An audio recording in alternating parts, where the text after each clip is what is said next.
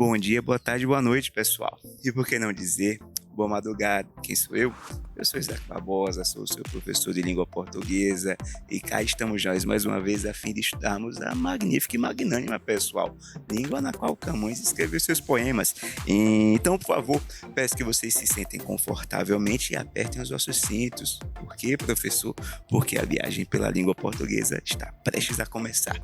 E na aula de hoje, nós falaremos sobre os elementos básicos da comunicação. São noções gerais de comunicação que nós precisamos ter, inclusive para entendermos outros conteúdos, a exemplo de funções da linguagem, que recorrentemente aborda-se em vestibulares, no Enem, enfim, em concursos públicos. Então, prestem bastante atenção sobre o que falaremos aqui hoje, pois esse assunto é muito relevante para você, querido e querida. Então, vamos lá. Primeira coisa, já estamos em uma situação de comunicação. Estou eu cá emitindo uma mensagem. Seria eu o primeiro elemento a ser estudado hoje? Exato, o emissor. Alguns livros vão chamar também de locutor, ok? Então, há um primeiro elemento que chamaremos de emissor, porque é mais simples. Este primeiro elemento emite uma mensagem a alguém. Essa mensagem é destinada, por exemplo, a um receptor, a um destinatário. Então, vejam bem, temos dois elementos, a quem chamaremos de emissor, o primeiro, e receptor, o segundo, ok?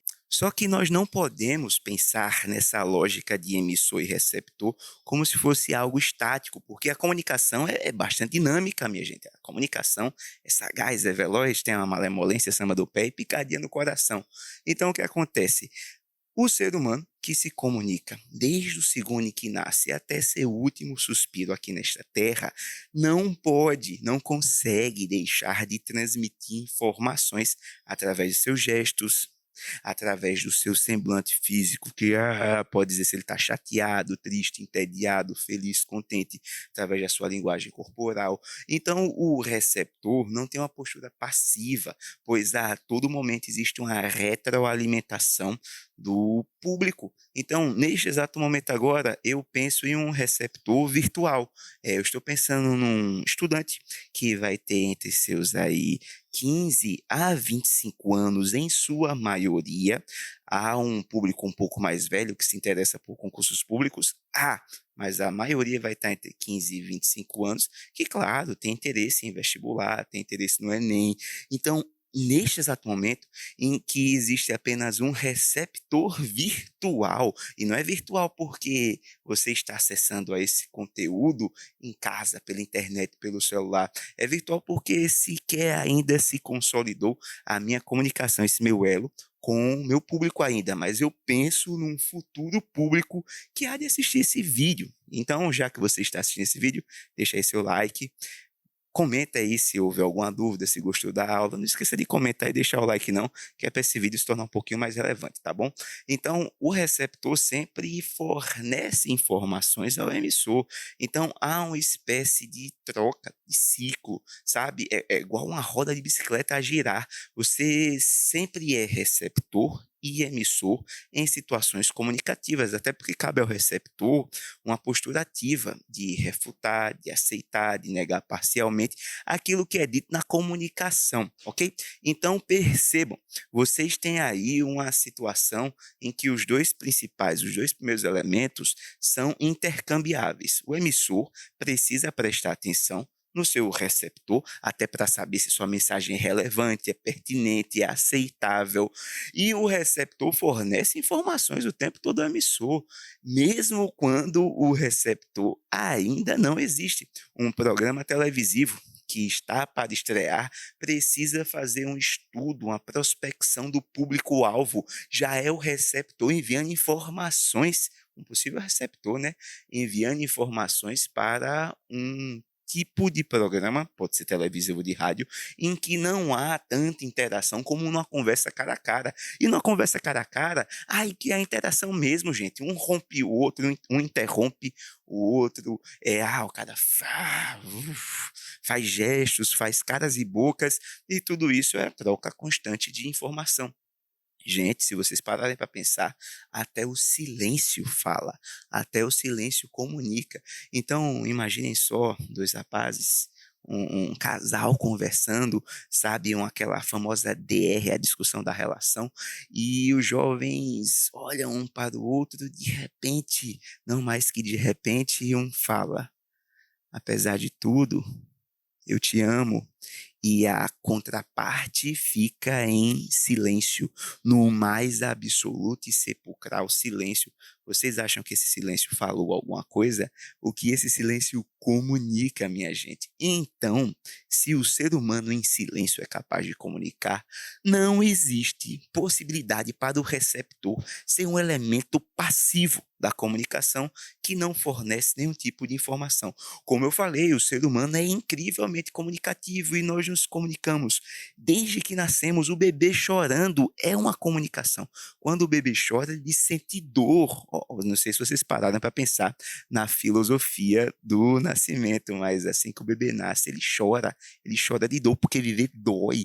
Ele usa seu diafragma, expande, ele usa seus pulmões e arde, e ele chora para sinalizar que está com dor, e com o passar dos minutos, horas, dias, meses, anos, aquilo que doía tanto já não dói mais. Não sentimos mais nenhuma dor a respirar. Será que nós nos acostumamos com a dor que é viver? Ou será que nós nos tornamos mais fortes e aquilo que não nos machucava antes, aquilo que nos machucava antes, agora não nos machuca mais? Fica aí esse momento coach e essa reflexão filosófica para o de hoje. Se vocês têm dois elementos da comunicação, o emissor, que é aquele que transmite a mensagem para um destinatário, o receptor, que por sua vez não tem uma postura passiva, ainda há outros tantos elementos que a gente precisa aqui denominar, que a gente precisa categorizar. Por exemplo, a mensagem precisa ser transmitida de alguma forma. Esse veículo pelo qual a mensagem é transmitida é conhecido como canal. O que é o canal, professor? É o meio pelo qual a comunicação, a mensagem é transmitida. Por exemplo, neste caso agora, como é que nós estamos nos comunicando? Você está acessando esse conteúdo, você está vendo aqui o professor Isaac Barbosa através de uma transmissão via internet, ok? Aí o que acontece? Essa transmissão transmite informações, gigabytes de informações, inclusive, que chegam ao seu celular através da rede mundial de computadores e transforma o seu celular, se você está acessando o celular, né, no seu aparelho eletrônico, transformam essas informações, por exemplo, em vídeo e em som. Então, você ouve o amplificador do celular, da televisão, do aparelho eletrônico em geral, você ouve um amplificador que transforma essas informações, esses gigas de informação, em som, e o som passa para você através de um amplificador desse aparelho digital, e em imagem também, através da tela do aparelho. Então, o nosso canal comunicativo agora é o som que a minha voz emite e que chega a você por meio do amplificador de um aparelho eletrônico, e a imagem que é gravada por outro aparelho eletrônico e também chega para você. Então temos aqui dois canais comunicativos: o da voz, que é o som da minha voz, evidentemente, e a minha linguagem facial, gestual, eventuais letras que eu coloco aqui na edição. Tudo isso acaba formando a nossa comunicação, pessoal. Então temos aqui dois canais, certinho? Ainda falta uma cosita chamada de código. O que é o código, gente? Pessoal, vocês estão se comunicando comigo, eu estou me comunicando com vocês em língua portuguesa. Quando você comentar lá embaixo, no comentário, na aba de comentários, você vai comentar em língua portuguesa. Então, para eu falar com vocês, se faz necessário que eu saiba previamente a língua portuguesa e que vocês saibam previamente também a língua portuguesa. Se eu começar aqui a falar em inglês, em alemão ou em japonês, vocês terão um domínio muito menor desses códigos, consequentemente entenderão muito menos daquilo que está sendo dito. Chegará a um ponto em que você não vai entender quase nada, ficará apenas em algumas gesticulações, em uma linguagem facial, e o entendimento será muito pouco.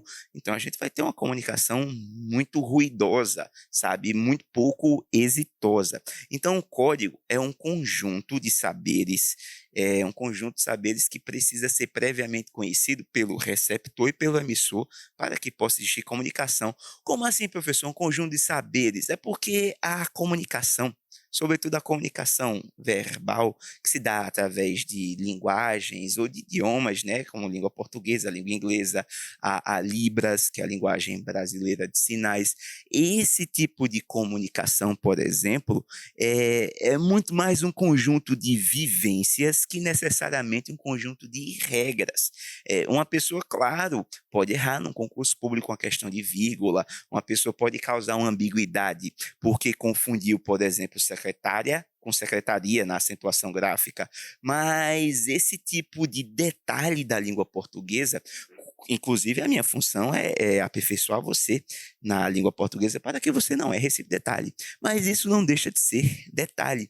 Para ser sincero, na língua portuguesa, uma ampla variedade de situações em que vocês já são nativos, fluentes e conseguem se comunicar da melhor forma possível. Então, a vida de vocês é utilizada na comunicação. Então, é um conjunto de saberes. Neste conjunto de saberes, há regras, há vivências, há, enfim, costumes que são reproduzidos cotidianamente pelos falantes, enfim, pelos emissores e pelos receptores, de tal maneira que esse conjunto de práticas, de vivências, de saberes é previamente conhecido por todos nós para que se possibilite uma comunicação neste código, certinho? Eu, por exemplo, não tenho muita vivência, saber ou conhecimento do código Morse, então eu não sei falar, escrever, comunicar, emitir nada em código Morse. Nem o SOS básico em código Morse eu saberia. Então, vejam bem, eu preciso saber do código para ler, ouvir, falar, para escrever, para transmitir qualquer tipo de comunicação neste código, pessoal, entenderam?